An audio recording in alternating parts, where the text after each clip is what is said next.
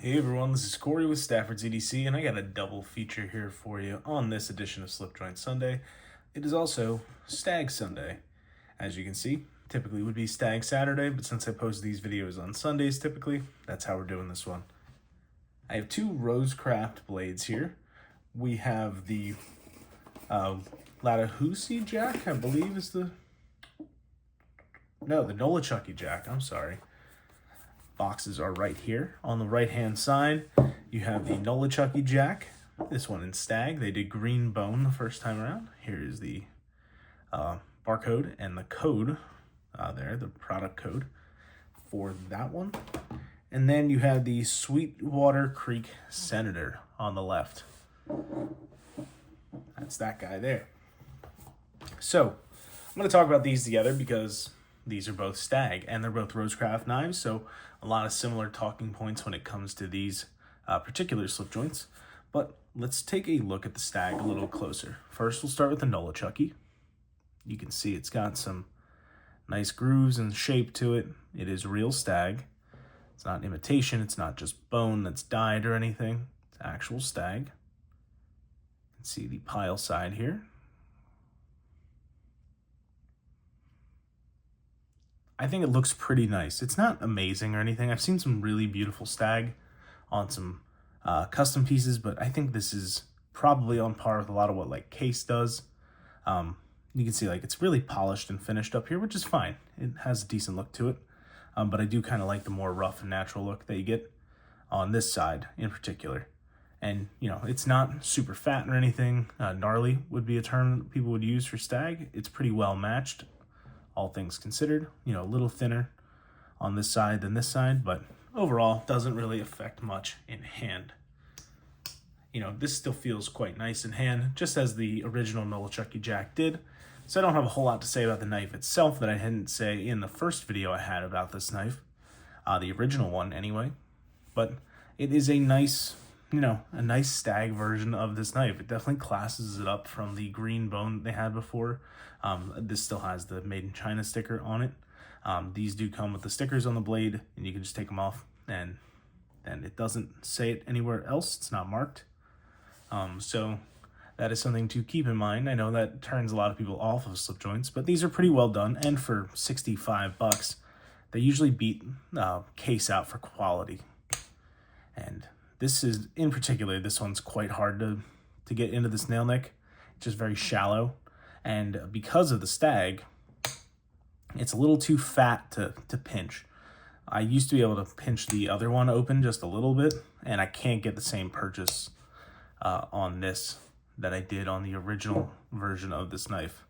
And I had the Band-Aid on because I managed to stab myself in the thumb earlier opening a box. So ignore that. Still have my nail sticking out, so I can still use nail nicks. But yes, a pretty nice, you know, looking knife anyway, especially for the price. The Stag's pretty well done. And you've heard about the Nolichucky jack before. This one is somewhat old news because the Sweetwater Creek Senator is a new model. This is, of course, a Senator model. This is, I guess this is essentially a Congress with one blade is what makes it a Senator. Congress would have multiple blades. That's my understanding of the two patterns, and I'm sure there's probably something incorrect with that. As you can see, this has one fluted bolster, and it has the end cap as well. So, you know, double bolstered, but blades just on one side, and it does have the flutes, just like the Nolichucky jack does. This one features a more of a like lamb's foot type blade. This is either classified as a Warncliffe or a lamb's foot. It kind of has that shape to it since this point drops down. That's kind of why I'm calling it a lamb's foot. I don't know what they officially call it from Rosecraft, but it is a nice looking little knife. You know, it's not huge or anything like that. You're probably talking about 3 5/8 closed, maybe, without having specs pulled up in front of me. That's what I'm approximating. Maybe a little bit larger than that. I have a Mike Moran custom here.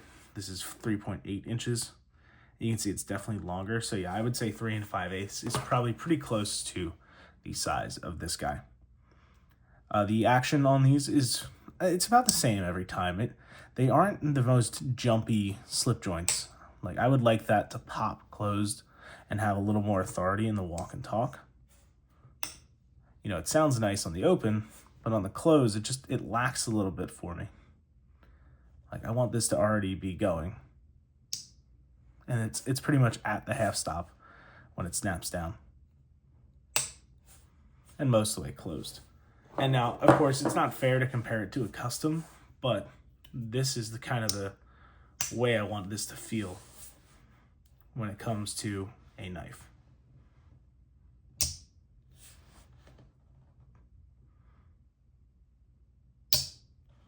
That kind of snap is really, really great, and it would be really nice to see more of that type of action on these Rosecrafts. And I've talked about this at length before. I think it's because they round the corners of the tangs of these too much. It makes fitting everything easier. It makes operation feel smoother, but it just doesn't get that jump that you would like.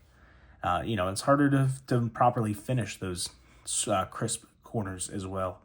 So I don't blame them for it. I just wish it was something that they did a little different. Let's get a closer look at the Stag on this one. See, this one's got a little bit of deviation and height to it, almost like a groove that runs through the middle. Maybe you'll see the difference better from this angle.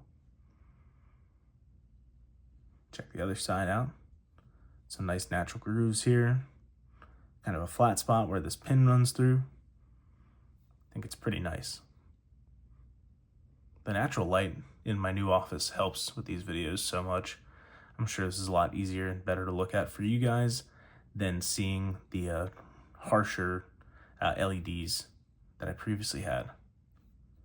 Nicely matched up, pretty similar in thickness down at the bottom, a little thicker on the pile side for the top here, and then a little fatter overall compared to what would be the shield side. But yeah, this is a nice knife. I mean, Rosecraft, we know, does a good job. They have little things that I wish they did better on, like that action with jumping more from half stop to closed and from open to half stop. But overall, I mean, these are genuine Stag slip joints. No, they're not made in the United States. So, you know, again, we'll get that out of the way. But genuine Stag slip joints for what, 65, 70 bucks with Stag, and the regular models being 10 to 20 bucks cheaper than that. It's pretty good. And they have more models coming out. They have a it's kind of a sheep's foot with a little bit of a sway back look to it. I can't remember what they're calling it. It's like the loom something. That looks nice. They have a sawbuster pattern that they just released as well. So they're definitely still doing some good work over at Rosecraft, and the Stag is really well done. And it's something cool to check out if you're interested in getting a Stag knife but don't want to shell out the money for a custom, or you're trying to find a case and they're all really expensive on the secondary market. This might be the way to go.